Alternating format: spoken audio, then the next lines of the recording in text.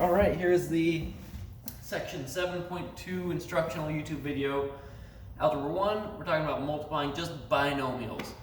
The whole section is about multiplying polynomials, but we're just going to focus on binomials today. All right, so these are the 5 examples I'm going to do. I'm just going to use the area model or the multiplying using a table. I think that's the most accessible, the most simple, and the most organized way to multiply these. So, for example, I've got, first example, x plus 5 times x plus 7.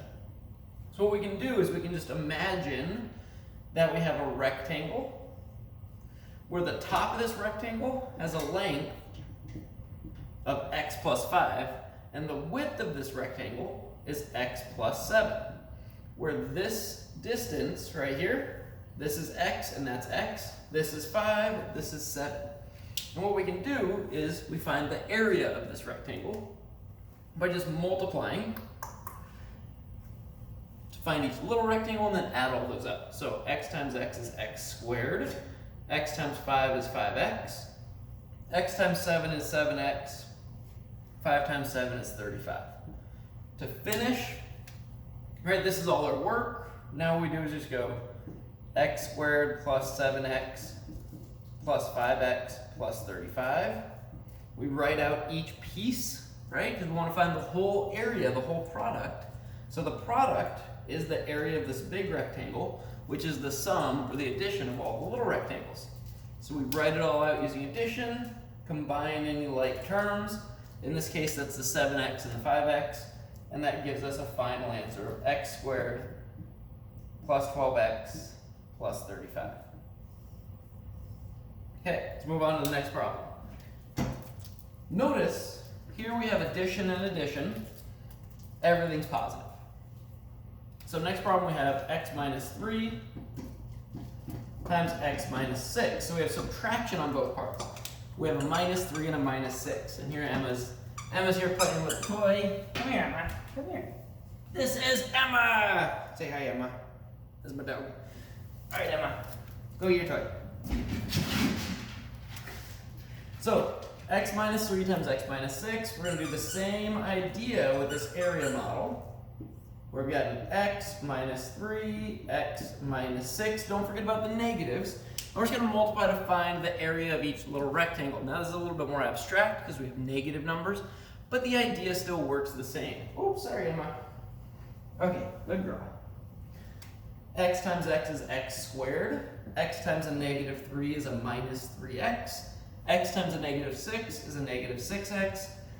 Negative 6 times negative 3 is going to give us a positive 18. So when I write this all out, I get x squared minus 6x minus 3x plus 18. Combine the like terms. The negative 6 and the negative 3 get more negative. And we get x squared minus 9x plus 18. Notice, negative, negative, x minus 3, x minus 6 gave us an answer where it was x squared minus 9x. So this middle term was subtraction, but then plus 18 because these two negatives multiply to give us a positive. All right, we're going to keep exploring this. We got a few more examples to do.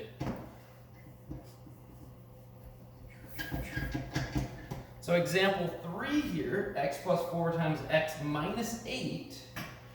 This is an example where we have an addition and a subtraction binomial. So x plus 4 times x minus 8. We multiply these, same stuff we've been doing before. Take the x plus 4, x plus 4, x minus 8, x minus 8, and then just multiply it. All right, x times x is x squared, x times 4 is 4x, x times negative 8, negative 8x. Make sure to remember that you're multiplying these two numbers. One of the common mistakes is people will accidentally just like have a goof and just add them on accident. Oops, we're multiplying, so negative 8 times 4 is negative 32. So, write it all out. X squared minus 8x plus 4x minus 32. Combine the like terms, right? The x's, the regular x's. And we're going to get x squared minus 4x because negative 8 plus 4 is negative 4, and then minus 32. Notice, a positive and a negative multiply to give you a negative, right? They multiply and give you a negative here. And then when you add them, one is positive, one is negative. So whichever one's bigger, the 8 was bigger, right? Makes it negative. If this was an x plus 8 and an x minus 4, this would have been a plus 4 there. So when you have opposite signs, 1 plus 1 minus here, we know that this is going to be subtraction, this last term that doesn't have an x on it. And the middle term is going to be, well, in between, right? So it could be positive, could be negative, depends on which one of these is going to turn out to be bigger, right? Here, the negative 8, the 8's bigger than the 4, so it turned out to be negative. All right, let's do another example. So the reason I'm kind of talking you through these patterns is the next lesson, in a few lessons, we're going to be working backwards. We're going to be starting with a trinomial, a quadratic with an x squared, and we're going to work into the product, which is called factoring. Starting with the answer and working back to the multiplication problem. All right, so problem 4 here, we have 2x plus 7 times x minus 4. Draw our rectangle diagram here. We have a 2x plus 7 and x minus 4. Multiply this out. 2x times x is going to be a 2x squared. X times 7 is 7x, positive. 2x times a negative 4 is going to give me a negative 8x. We multiply the numbers, bring the x through, and negative 4 times 7 is negative 28. Write it out once again. 2x squared minus 8x plus 7x minus 28. Combine the like terms, and we get 2x squared. Negative 8x plus 7x is going to be a negative 1x, so we can just write minus x minus 28. Notice, we had a positive and a negative here. That gave us a negative 28. All right, we have one more example to do.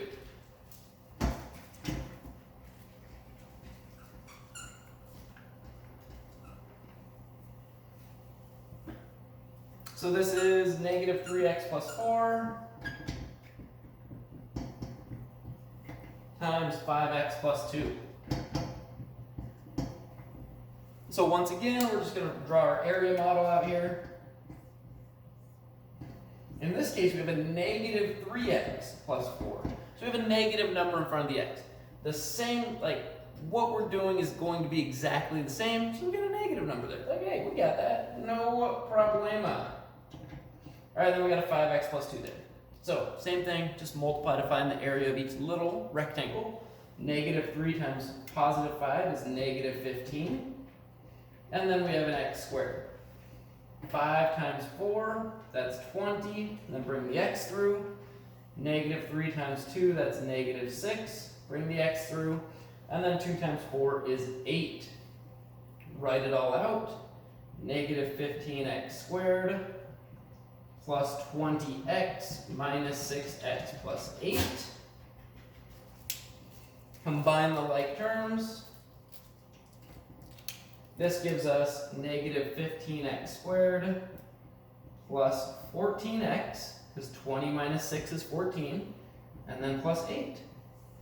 Notice we had a positive and a negative with the x's, or there's a positive 5x and a negative 3x. That gave us a negative 15x squared. And it gave us one of these terms in the rectangle as a negative, the other term was a positive, right? We had a positive 20 and a negative 6. Okay, hopefully those were enough examples for you to get the homework done, kind of see the repetition that's involved here. This is really, really important because chapter 7, right, it's all about these polynomials. And anything dealing with quadratics like these, it's really important to be able to go from this step back up to this step. And that's called factoring. And that's what we're going to be working on in a couple of class periods. So remember, I've got office hours if you have more questions. And thanks for watching.